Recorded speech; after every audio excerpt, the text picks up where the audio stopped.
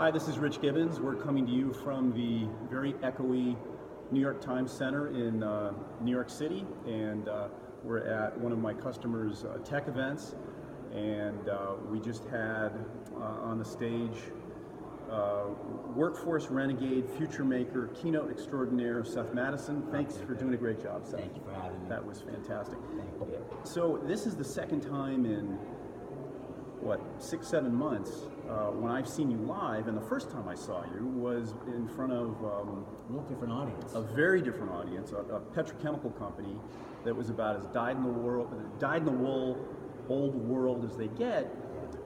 Today's high-tech venue is for a company that actually weaves profanity into its mission statement. So into its mission statement, its values. So a million miles apart in terms of culture and style and background. But what was amazing to me about your program was the content, how relevant it was for both groups, and just building that content. It was astonishing to me as I was sitting in the audience how it pertained to both in a really great way. Well, I think, number one, thank you, but I think it speaks to the effort that you've put in place to get to know my content and to understand that where it's applicable, and that even though these are vastly different clients in vastly different industries, because you spent the time on the front end to understand what they were doing and who they are, you saw the connection, and it set us up for success both there and here. So I couldn't have done that without it.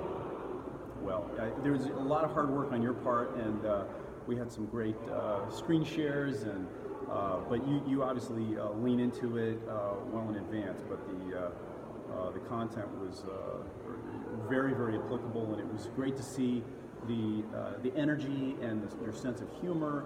But above all else, your chemistry with the audience. You were able to get out into the audience, really be eyeball to eyeball with them, and truly connect. So that was really cool to see. So every planner, conference extraordinaire is trying to think, how do we make these experiences more engaging? And we're all dealing with this era where it's distraction, and there are little dopamine dispensing devices on everyone's lap, and we're always looking for ways of how do we capture attention and hold them throughout that period of time. And as frustrating or nerve-wracking as it can be to see a speaker get off the stage, it's required today to get, to capture the attention of a room. Right. This was a theater setting.